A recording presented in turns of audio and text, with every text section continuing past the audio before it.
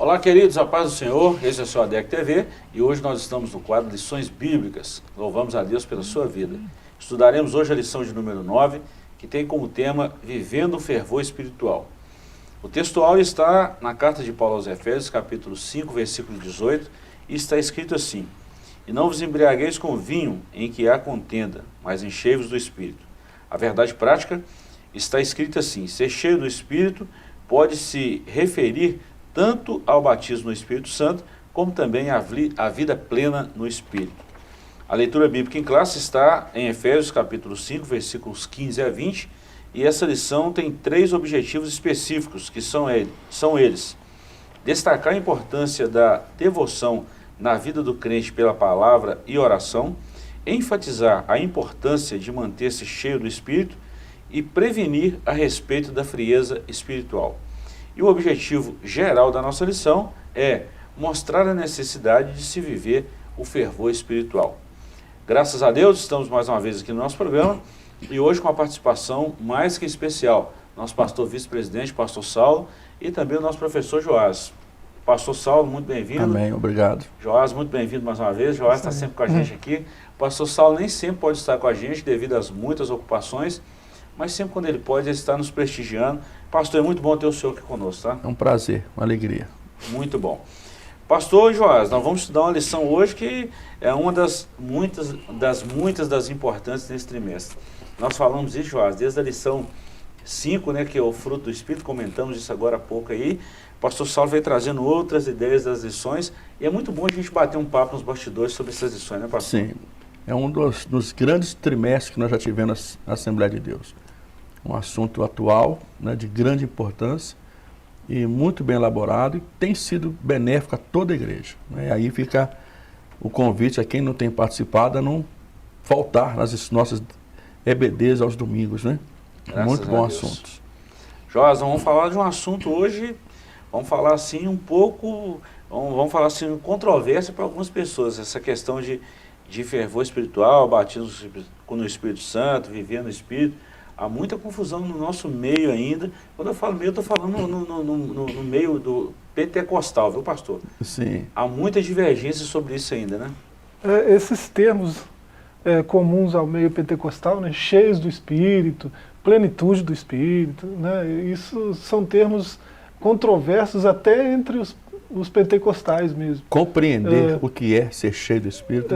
E a lição de hoje, né, vai ajudar a gente nessa compreensão, né, e é sempre importante a gente perceber que o título já diz muita coisa sobre a lição, né? Vivendo o fervor espiritual, né? Se é viver o fervor, e vivendo aí está no gerúndio, né, indica uma constância, né? Fervor espiritual, que é o oposto de frieza, é uma lição muito pertinente, né? E o vivendo é o sentido aí que é algo constante, né? Não é só de um momento, de um culto que seja, mas é uma constância na vida do cristão. É um viver constante naquele fervor espiritual. É muito bacana. Ou seja, pastor, enquanto nós estivermos vivos, né? Sim. Precisamos. Tem gente que você olha, é um crente muito fervoroso, é um pentecostal fervoroso, mas é uma percepção de momento. Você está vendo ele num culto de menos de 2 horas, né, onde o sujeito está fazendo muito barulho, você pensa que é fervor, né? Mas o fervor aqui no sentido que a lição está mostrando, a gente vai ver isso, né, é de um sujeito que no andar dele diário, todo dia, né, é constante e é perceptível essa ação do Espírito Santo na vida do sujeito. Muito bom, muito bom. Pois bem, os irmãos que estão em casa já perceberam aí a temática da nossa lição de hoje. Nós vamos trabalhar esse assunto. Vamos lá, introdução. A expressão todos foram cheios do Espírito Santo, em Atos 2,4, quer dizer que todos foram batizados no Espírito Santo. Isso já estudamos na lição 3, mas nela aprendemos igualmente que cheio do Espírito Santo indica também viver a plenitude ou fervor do Espírito. Vamos analisar melhor essa parte da teologia pentecostal. Pastor, de cara nós já vimos aqui, muitas das vezes nós já fomos muito criticados pela atualidade dos dons espirituais, né? Já fomos muito criticados, mas ficou só lá no passado e tal. Já falamos sobre isso também. Mas vamos só dar uma reprisada nesse assunto, nesse aspecto da igreja que vive hoje. Sim, até mesmo em nosso meio existe essa confusão, né? De ter cessado a atuação do Espírito através dos dons. Mas nós, pentecostais, em especial nós assembleianos, nós cremos na atualidade dos dons, nós cremos na atualidade do batismo com o Espírito Santo, que é a porta de entrada para a manifestação dos dons na vida do cristão.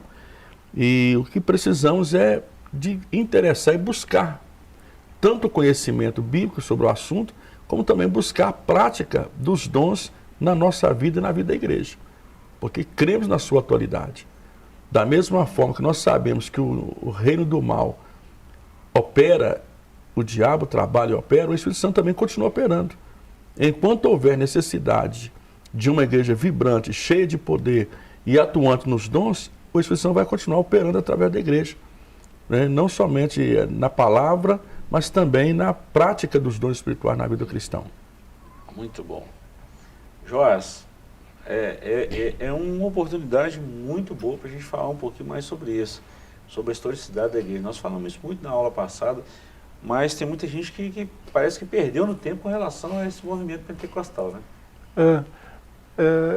O Espírito Santo ainda se revela por meio dos dons, né? Ainda atua, né? Distribuindo dons à igreja, porque a igreja ainda está em plena expansão, em pleno crescimento, né?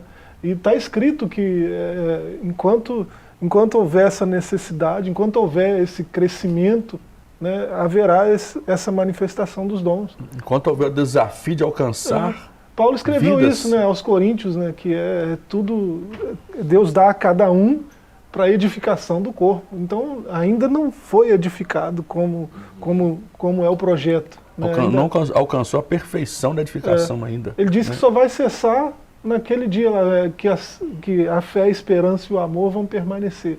Né? Aí os dons vão cessar. Mas esse dia não chegou ainda. Né? Com certeza. Vamos lá então, capítulo 1. A nossa lição geralmente é dividida em 3 capítulos. Né? E dentro desse capítulo nós temos 3 subtópicos. Fica melhor para a gente entender. E nós vamos estudar agora o capítulo 1, que é a importância da devoção pela palavra e oração. O apelo à palavra e o hábito de orar são indispensáveis à vida cristã. São práticas ensinadas ao povo de Deus desde o princípio, pois Deus fala por meio delas. Então nós vemos aí, palavra e oração. Ponto 1, devoção. A nossa ideia de devoção é de apego, dedicação e zelo, como o nosso apreço pela oração, o amor à palavra e o apego ao jejum. A leitura da Bíblia, a oração e jejum são importantes exercícios espirituais na vida da igreja desde o princípio. Tudo isso é válido e espiritualmente salutar para a vida cristã, mas torna-se eficaz quando acompanhada de santificação e humildade, prudência e sabedoria. Pastor, nós estamos aqui no nosso tempo central. Eu acredito que muitas igrejas do nosso espalhadas pelo campo, o senhor como pastor vice-presidente, o senhor pode falar isso melhor do que eu, claro. Nós sempre ensinamos a leitura da Bíblia. Aqui no nosso tempo central, em Caratinga, nós estamos trabalhando a leitura da Bíblia desde o 1º dia de janeiro. E a gente sempre ensinou, eu ouvi desde menino, pastor, a importância da Bíblia, da oração, do jejum. Joás, nós ouvimos isso desde criança, o tanto que isso ajuda no fervor espiritual. Agora, pastor, como que hoje ainda tem crente que não lê a Bíblia, não ora, não conhece nada de oração, de jejum? Como ter um fervor espiritual se não tem esses ingredientes direto do Espírito Santo para a nossa vida? Eu acho praticamente impossível um cristão, seguidor de Cristo, discípulo, que não tenha devoção, né, que é o assunto aqui, que não tenha apego, não tenha zelo na leitura da palavra de Deus e a oração. Porque como o senhor está dizendo, desde que eu me converti, nós somos incentivados a ler a Bíblia. Nós, evangélicos, nós sempre tivemos essa preocupação, ler a palavra. Né? E a gente lê a Bíblia toda, sempre, 1, 2, 10, 15 vezes, nós estamos sempre lendo. E nós precisamos sim, e todo cristão precisa conhecer a palavra de Deus, ler a palavra. É o alimento real do nosso espírito. E quando nós perdemos essa devoção, evidentemente que aquele fervor também vai abaixar, não vai haver. Porque a Bíblia, a própria palavra, diz que a fé, ela vem pelo ouvir da palavra. A palavra tem um poder de produzir fé em nós. E nós não podemos negligenciar isto, mas nos voltar. E a gente sempre incentiva, né, quem me conhece sabe da minha preocupação com leitura, né, ler a Bíblia, ler bons livros, mas principalmente a palavra de Deus. Nós não podemos deixar de ter a nossa vida devocional de leitura da palavra. Né? Glória a Deus.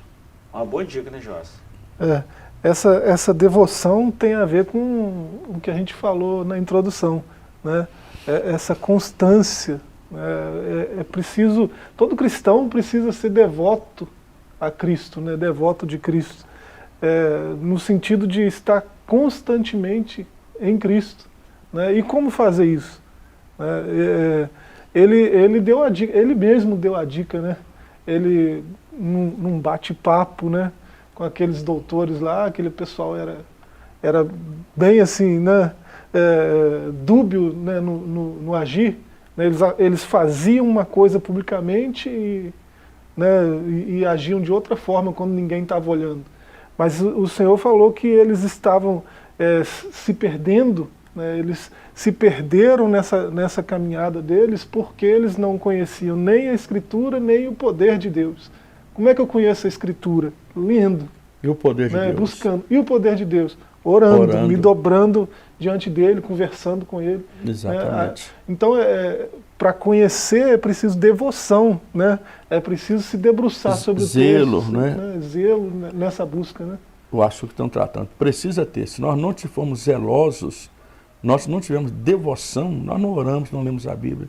Pastor, eu vou levantar uma questão aqui que é muito, eu falo, quem congrega com a gente aqui no Tempo Central já me ouviu falar isso aqui dezenas e dezenas de vezes, não foi só uma vez não, é uma coisa que a gente torna até chato de ficar falando todo dia a mesma coisa, para muitas pessoas, né? Mas eu não entendo isso como chatice. Se eu não tenho o prazer de chegar na igreja e orar, eu não acredito que eu não consigo orar em casa. Não. Aqui na igreja é o reflexo do que eu faço em casa. A gente tira tempo para vir para o culto, para ir com esse propósito. Você não consegue orar em casa, na lida diária, no corre-corre. E a verdade é que esse período que a gente chega no templo, dobra o joelho e ora, é um preparo para o que virá após a adoração do louvor e também a recepção para receber a palavra que vai ser ministrada. Se eu não me preparar na oração, a minha adoração não vai ser tão eficaz. E aquilo que eu vou ouvir da palavra não vai trazer também tanto resultado. Porque a oração ela é o princípio, ela é o momento do preparo para tudo que virá no decorrer daquele culto que eu estiver participando. Né? Então isso é muito importante. Eu ouvi de uma psicóloga, de uma terapeuta muito boa. Essa terapeuta, ela tem várias graduações e pós-graduações. É uma doutora, na verdade. Ela falou que a melhor psicoterapia do mundo é a oração. Nós estamos falando de oração. É a melhor psicoterapia do mundo, é a oração. Já no ponto 2, nós vamos já entrando nesse assunto aí, a oração e a palavra. Todos nós conhecemos o jargão evangélico, a oração é a chave da vitória. Isso é verdade. Não existe vida espiritual abundante sem oração. Segundo a declaração de fé das Assembleias de Deus, a oração é o ato consciente pelo qual a pessoa dirige-se a Deus para se comunicar com Ele e buscar sua ajuda por meio da palavra ou pensamento. A oração é a alma do cristianismo e expressa a nossa total dependência de Deus. Amei essa frase aqui.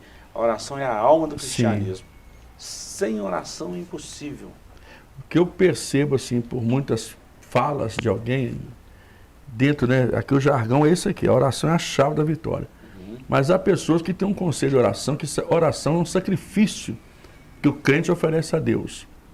É um sacrifício. Eu não vejo oração como um sacrifício. Eu vejo oração muito mais como um privilégio. Né? Quando nós lemos lá Hebreus 10, 19, fala, né, que o véu, agora o caminho está aberto pelo sangue da nova aliança, pelo sangue de Cristo. Nós temos um acesso direto a Deus. E com ousadia podemos entrar na presença de Deus. E isso é através da oração, de uma vida de devoção a Deus. Agora, nós temos que perder o conceito que a oração é um sacrifício, é algo pesado para fazer. Não, é algo prazeroso. Se torna prazeroso quando nós nos dedicamos a ela. nos quebrantando. E nós, né, esses jargões que a gente usa, muitas vezes, né, que era para nos incentivar e acaba não acontecendo, mas precisamos voltar a entender isso, que verdadeiramente a nossa vitória em qualquer circunstância e situação alcançamos através da oração, de depositar diante de Deus tudo aquilo que nós tanto precisamos, como também tudo aquilo que nós queremos agradecer a Ele pelo que já recebemos da sua parte. Então a oração é importantíssima para a vida de todos nós cristãos. Isso é fato, né, Joás? E quando a gente usa esse tipo de jargão, né, a semântica aí é muito ampla, né? E o pastor já foi no ponto, né? A vitória aqui, de que vitória eu estou falando quando eu digo a oração é a chave da vitória? O pastor já falou aí, vitória em tudo, né? É essa vitória da trajetória em si, da caminhada toda, né? Da caminhada cristã toda, até aquele dia da glorificação, né? É porque alguém pode ter não, eu preciso resolver essa situação específica, eu preciso de uma definição nesse sentido. Aí ele vai para a oração, né, desesperado, porque ele precisa daquilo. Às vezes a vontade de Deus nem é levar ele para aquela direção, mas ele só está orando por causa disso. Não é desse tipo de vitória que a gente está falando quando diz essa frase, né? É mais esse tipo de vitória que o pastor falou aí. Uma vitória ampla, completa de vida cristã, permanecer até o fim, subir no arrebatamento. Esta é a vitória real. Né? Ontem eu ministrei à igreja e falei aos irmãos, né, que nós estamos orando para Deus dar uma vida de sucesso a cada crente. Aí eu frisei, mas é sucesso, eu falando aqui, não é só sucesso material, estou falando sucesso espiritual, de vitória espiritual, de permanência na presença de Deus. Né? E aqui, que vitória que Deus nos dá? A maior vitória é permanecer na presença dele, dia após dia, através das tempestades, e no final de chegar e subir no arrebatamento. Glória essa é a vitória completa. E é uma necessidade, né? Eu oro não é para eu ter vitória, porque isso aí já está garantido. Eu ando com Cristo, a vitória final já é garantida, né? Nesse contexto que a gente está falando. Eu oro para eu saber de onde vem a vitória. E permanecer vitorioso. Eu só oro para ter contato com Deus, para saber que dele que depende tudo na minha vida, né? Se eu tiver que ir por aqui, é por causa dele, né? Se eu tiver vitória aqui e ali, é por causa dele, né? Então a oração ela não tem o sentido, ela não tem esse sentido de fazer com que Deus atue a meu favor. Não, ela tem esse sentido de me fazer entender que eu vou de acordo com a vontade de Deus, que Ele é soberano sobre a minha vida, que eu preciso ter contato com Ele, experiência com Ele. Dentro desse tópico 3 aqui, o Viver Sabiamente, eu vou puxar esse assunto aqui, né? Esses exercícios espirituais devem ser colocados em prática no dia a dia, diferentemente do nécio. Veja prudentemente como andais, não como nécios, mas como sábios. É o versículo 15 da nossa leitura bíblica em classe. Esses 3 assuntos estão ligados. Primeiro, a devoção, que é essa constância. Depois, a oração e a palavra de Deus, que também fala de constância. E o viver sabiamente, que fala também de constância. É a prática, é o dia a dia.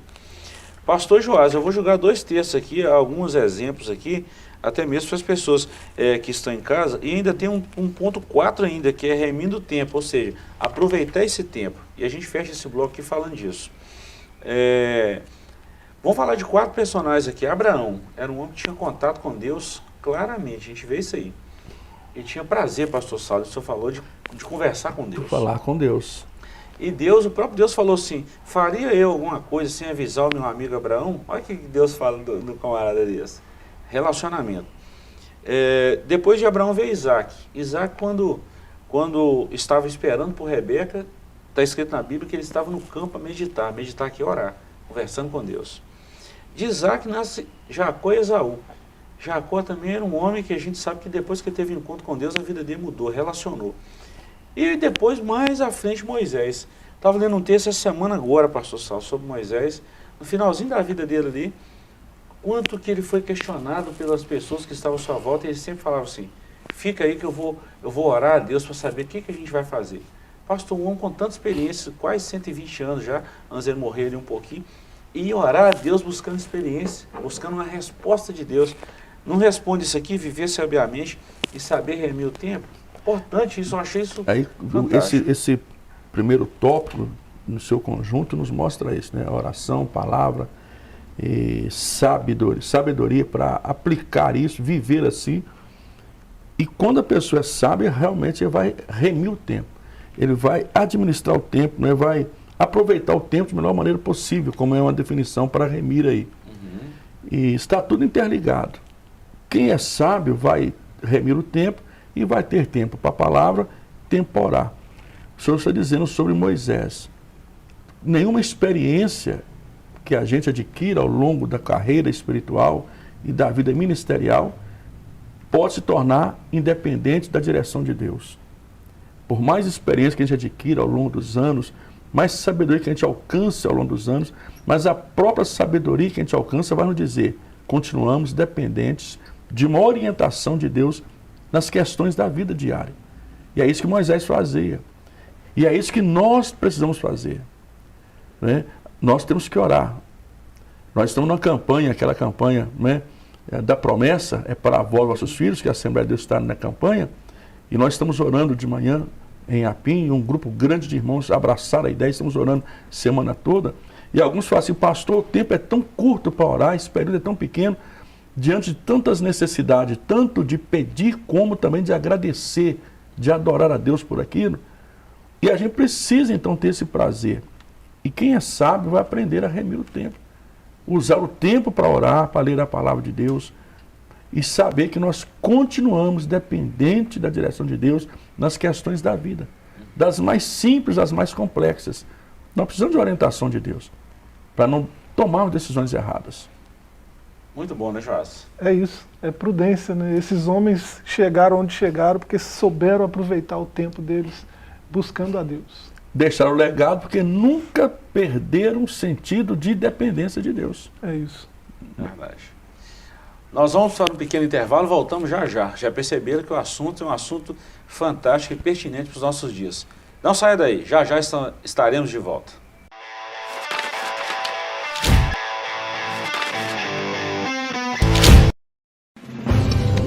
Uma verdadeira história de fé, renúncia, desafios e conquistas. Você irá se emocionar e extrair lições extraordinárias da biografia de um dos mais expressivos líderes do movimento pentecostal no estado de Minas Gerais. Recomendada por influentes líderes cristãos. Adquira agora mesmo Ari Coelho, um legado de fé, e descubra detalhes de uma história de vida que pode transformar a sua. Um produto com a qualidade CPAD.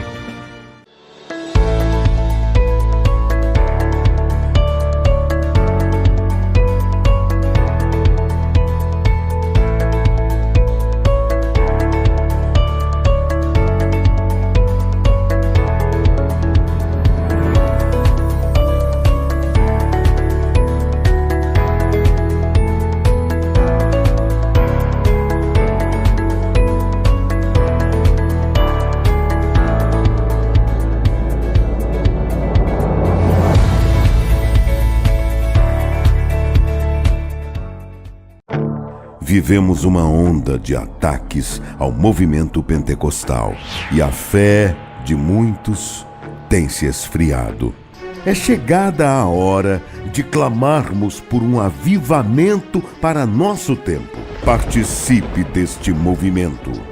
A promessa é para vós e vossos filhos.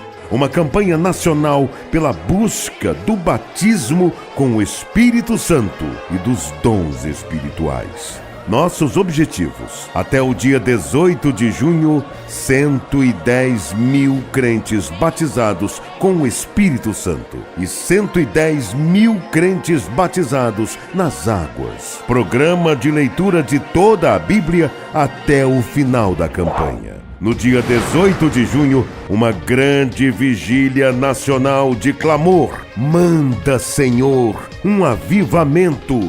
E no dia 20 de junho, culto de celebração dos 110 anos das Assembleias de Deus no Brasil. Envolva-se neste mover de Deus. A promessa é para vós e vossos filhos. Uma realização CGADB, e CPAD.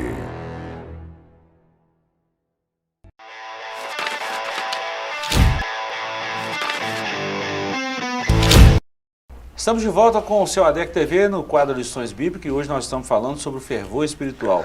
O primeiro bloco já foi muito legal, nós falamos aqui sobre a oração, a palavra, e agora nós vamos tratar da importância de manter-se cheio do Espírito. É o assunto do nosso segundo bloco. Já de cara, pastor, nós vamos ler aqui, são três subtópicos aqui, e não vos embriagueis com vinho.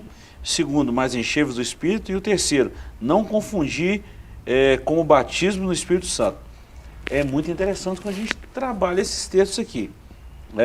Então nós vamos trabalhar esses três aí. Não os embriagueis com vinho, é o primeiro subtópico aí. Duas coisas. Primeiro, a obra do Espírito Santo na vida do crente é dinâmica. Ela não fica estática a partir da conversão, pois a expressão cheio do Espírito significa reacender a chama do Espírito. No caso, não vos embriagueis com vinho. Essa frase é como a Septuaginta traduz, não olhes para o vinho. A passagem em Provérbios explica as consequências destrutíveis da bebedeira e a compara com uma picada de uma cobra. A palavra usada para contenda significa também devassidão, dissolução. Esses termos são incompatíveis com a ética cristã, mas é muito comum entre os pagãos que procuram buscar a felicidade dos prazeres mundanos que resultam sempre em desgraças. Então nós vemos aqui, não vos embriagueis com vinho, ou seja, essas coisas mundanas não competem à igreja, mas enchei-vos do Espírito. Mas o apóstolo faz uma comparação muito interessante, que seria legal trazer isso à tona, né? Ele faz um paralelo, né? Entre uma pessoa cheia do Espírito e uma pessoa também cheia do vinho, né? Da embriaguez do vinho. E nós vemos aqui, né, já no princípio, acerca que a vida cristã, né? A obra do Espírito Santo na vida do crente é algo dinâmico. E a expressão, talvez, assim, reacender a chama do Espírito, que está aqui, eu acho que seria mais bem colocado se dissermos assim, é manter a chama acesa. Ser cheio do Espírito, na expressão de Paulo, é uma ordem, né, que está no contexto de continuidade, de todo dia, né? O pretérito lá, a ideia é esta. Então, é se manter cheio do Espírito. A gente lembra lá do candelabro, do tabernáculo, que havia aquela forma de manter a lâmpada acesa, pôr azeite continuamente, todo dia de manhã, o sacerdote entrava, reabastecia, para que a chama não se apagasse, mas mantivesse-se acesa. Então a ideia é a mesma, se manter cheio, né?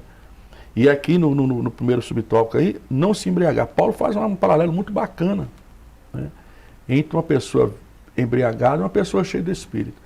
E eu já falei muito sobre isso na igreja, em algumas ministrações, que é interessante. Uma pessoa embriagada, ele não precisa falar que está embriagado. Você o vê do seu comportamento, a sua fala, seu andar, né, inseguro, o camarada fulano está bêbado, está embriagado. Da mesma forma, uma pessoa cheia do Espírito, ele não precisa ficar divulgando, eu estou cheio do Espírito, eu estou cheio do Espírito. As suas ações, o seu comportamento vão revelar, fulano é uma pessoa cheia do Espírito Santo. Eu acho muito interessante essa forma que Paulo expôs aqui, né? Fazer um paralelo entre embriaguez e ser cheio do Espírito. Acho muito interessante. Paulo diferenciado, né, Joás? E há um paralelo aí com Provérbios 23, né, também. Também. É citado aí o verso 31. Salomão falou bastante sobre esse assunto, né? E no próprio capítulo 23 mesmo, ele fala aqui no verso 20, não esteja entre os beberrões de vinho, nem entre os que se empanturram de comida. Olha só a expressão que ele usa, né? E no verso 31, não olhe para o vinho quando ele está vermelho, quando ele brilha no copo e escoa suavemente. Atraente, né? O que ele tá fazendo um paralelismo aqui, né? É como ele está fazendo uma comparação que a gente olha para uma taça de vinho, vê que ela é vermelha, vê que ele é vermelho, vê que está na taça, né? Nada nos chama atenção ali. Mas há quem olhe para essa taça, né, e veja ela brilhando, né, veja uma luz nela ali, né, e escorre algo aqui no canto da boca, né? Alguém olha desse jeito para uma taça de vinho, né? Quando Paulo faz essa comparação, ele está dizendo que se você tem o fervor espiritual, se você não extinguiu o Espírito, como ele diz em uma de suas cartas, né, se você está cheio do Espírito Santo, você foi batizado há 20 anos atrás, mas você ainda é cheio do Espírito Santo, né, você não vai olhar para a taça de vinho dessa forma. Com o mesmo olhar de um incrédulo. Porque né? as paixões, né, os desejos não são outros, né, não são os da carne, são os do Espírito. Então o fervor espiritual ele funciona para isso, para mortificar a carne. Porque vinho aqui não é simplesmente somente o vinho em si, mas todos os prazeres que acompanham. Sim, né? Aí uma pessoa cheia desse Espírito vai ter uma reação diferente aos prazeres atrativos que o mundo tem, que nos apresentado. Né? Mesmo que seja brilhante, sedutor, mas está cheio do Espírito e consegue viver uma vida diferenciada. Pastor, eu vou fazer um paralelo aí, uma comparação nisso que o senhor Joás acabou de falar aí agora. Da mesma forma que a atração por essas coisas mundanas, né, o ser humano tem, a gente tem que vigiar, o velho homem é assim mesmo. Mas aquele que se santifica e que está cheio do Espírito Santo, da mesma forma que esse vinho abre portas para outras coisas ruins, o Espírito Santo também nos conduz a coisas boas. Olha, os dons espirituais, o fruto do Espírito e tantas outras coisas espirituais que o Espírito Santo nos concede através desse fervor, dessa vivência diária com ele. Se há alegria numa taça de vinho, também há alegria no Espírito Santo. Há satisfação no Espírito. É o que nós precisamos entender, que há verdadeira satisfação, verdadeira alegria em viver uma vida cheia do Espírito. Há contentamento. Paulo, nesse paralelismo, também está mostrando isso. Da mesma forma que uma taça de vinho alegra o coração, também a presença do Espírito Santo alegra a nossa alma e nos dá contentamento verdadeiro. Né? Eu gosto de ler as cartas de Paulo com um olhar assim, mais de garimpeiro. Né? Tem teólogos que, ainda mais os que vão para a crítica textual, que até criticam esse tipo de leitura. Né? Mas Paulo usava trocadilhos demais. Né? Sim. E assim, você tem que, se você tem essa postura de garimpar cada palavra, né? Você tem um entendimento maior, mais claro do que ele está dizendo, querendo dizer no seu contexto. Né? E a palavra que ele usa aqui para contenda, né? E o mestre Ezequias, né? Ele trouxe aqui alguns significados, né? De solução, devassidão. A palavra azótia, ela tem um sentido de desperdício. E desperdício é o quê? É uma coisa que não pode ser salva. Né? Você chora o leite derramado, por quê? Né? Porque aquele leite que esbanjou, que saiu do copo, não pode mais ser salvo. O que está dentro do copo está salvo. Aquele ali não pode mais. Então tem esse sentido de desperdício. Né? É uma palavra que é usada no grego clássico para prodigalidade em alguns casos. Né? Porque o pródigo é aquele que desperdiça a herança antes do tempo. Né? Então a palavra ela tem um trocadilho, sim.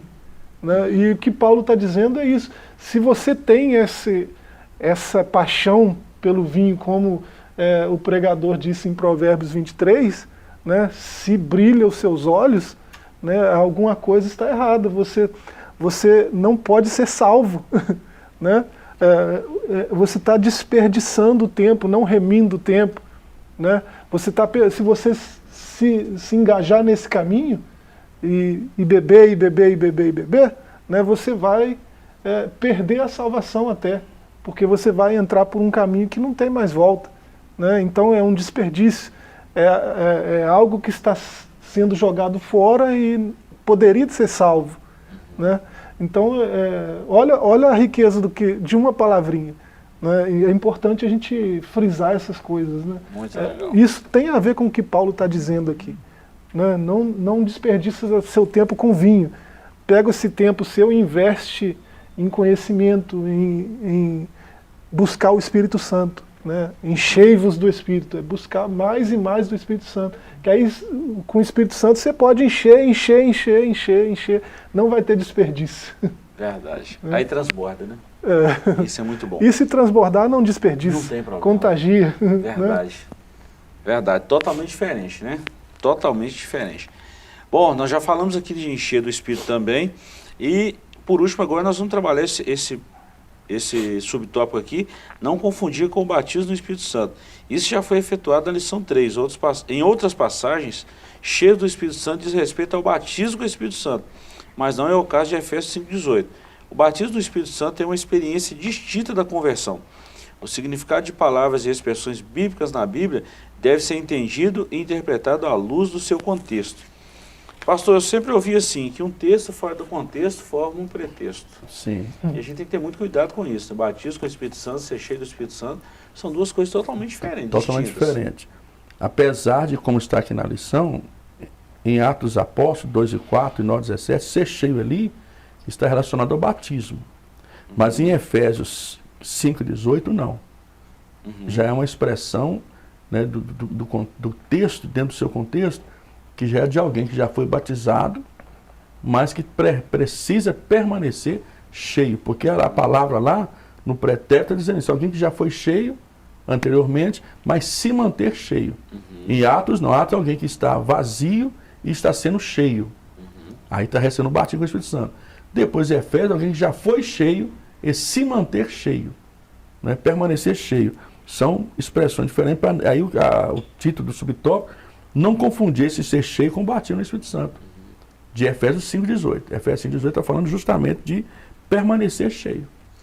Uma questão, Joás, que o pastor Saulo começou a falar sobre isso e é muito importante. É muito difícil manter. Eu não estou falando do Espírito Santo, estou falando em todas as áreas. Por exemplo, alguém que chega no poder. O difícil não é tanto chegar, difícil é se manter. Uma cidade que chega numa estatura, vamos falar assim, de uma metrópole igual a São Paulo, chegou nessa estatura. Para chegar foi um trabalho, para manter é mais ainda. Então, há um trabalho nisso aí, né, pastor Joás, de manter-se cheio do Espírito Santo. Não é um trabalho só do Espírito Santo, é um trabalho meu de buscar isso aí. A manutenção exige algum esforço, né? E assim, não é que há confusão dos termos, é porque os dois termos estão dizendo a mesma coisa, né? Quer dizer, as duas situações, o mesmo termo está sendo usado porque ele está descrevendo a mesma coisa. Né? Em Atos 2:4, Pedro foi batizado com o Espírito Santo, tá? E aqueles homens todos lá. Aí você vai lá em Atos 13, lá em Atos 4:8, né? Pedro cheio do Espírito Santo, está dizendo a mesma coisa. Quanto tempo se passou? Alguns meses? Alguns dias? Alguns anos? Passou algum tempo e ele ainda está Continua do cheio. mesmo jeito que ele estava lá, cheio do Espírito Santo. Ele Né? se manteve cheio. Ele se manteve. Então, os dois textos estão dizendo a mesma coisa. Uma coisa, mas em tempos diferentes. Em outros tempos. E descrevendo situações diferentes. Porque em Atos 2, Pedro vai ser cheio ali, pela primeira vez. Em Atos 4, que vai dizer, ele ainda está cheio. Continua cheio.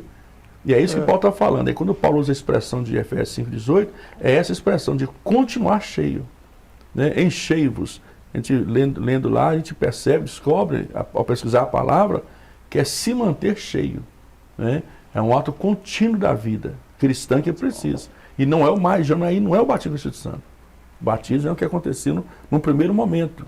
Depois é a continuidade daquele cheio do Espírito Santo. Que é muito bom.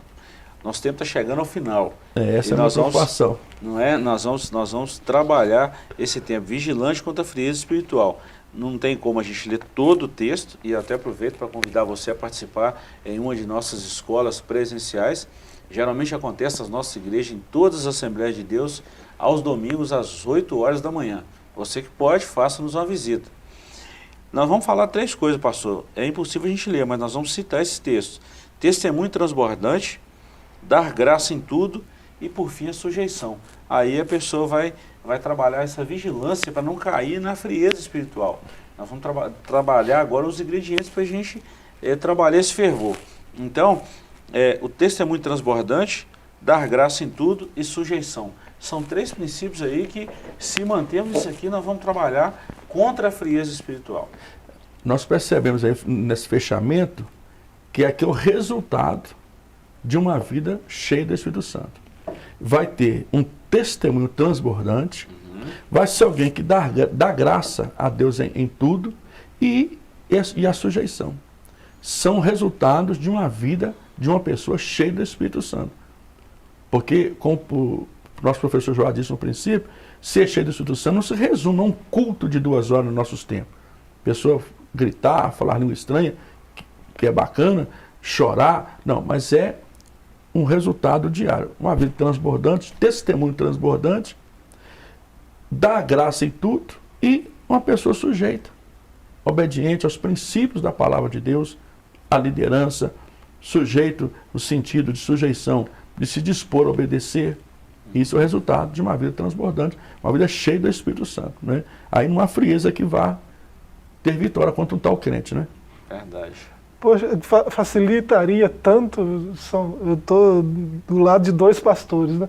Pensa como a vida do pastor seria tão bacana se todos fossem sujeitos, humildes, né? Gratos. Desse testemunho transbordante. Né? Testemunhassem um cristianismo autêntico o tempo todo, né? Seria bacana demais, né? Mas é isso aí que dá testemunho de que alguém está cheio do Espírito Santo. Tem um texto na 2ª carta de Pedro, né, que tem isso tudo aí em alguns versos, né? São 8, mas podia ler pelo menos 3 aqui. Capítulo 1, 2ª carta de Pedro, verso 3 diz assim: visto como pelo seu divino poder nos tem dado tudo o que precisamos para a vida e para a piedade, por meio do pleno conhecimento daquele que nos chamou para a sua própria glória e virtude, pelas quais nos tem dado as suas preciosas e grandiosas promessas, para que por elas vos torneis participantes da natureza divina e vos libertai da corrupção que há no mundo causada pelas paixões. Olha só, 2 versos que o sujeito, você vê aqui alguém que está andando com Deus, né, se aprofundando no conhecimento de Deus, e isso garante uma vida de paz, de tranquilidade, né, uma vida de paz, e esse sujeito está isento das paixões do mundo. Olha só que coisa, né? E o mais impressionante ainda, participante da natureza divina, né?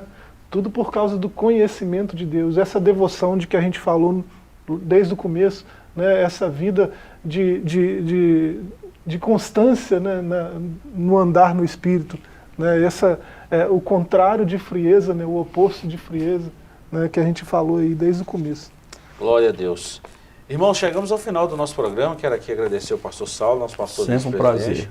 Pastor, muito obrigado, tá? Joás, mais uma vez, professor Joás, muito obrigado pela participação. Amém. Pastor, volte sempre quando o senhor puder, tá? É muito bom Deus estar ao lado do senhor oportunidade. Aqui. Muito bom. Chegamos ao final, queremos te agradecer pela companhia. Voltaremos no próximo programa com outro estudo da nossa Escola Bíblica Dominical. Deus te abençoe, forte abraço e até lá.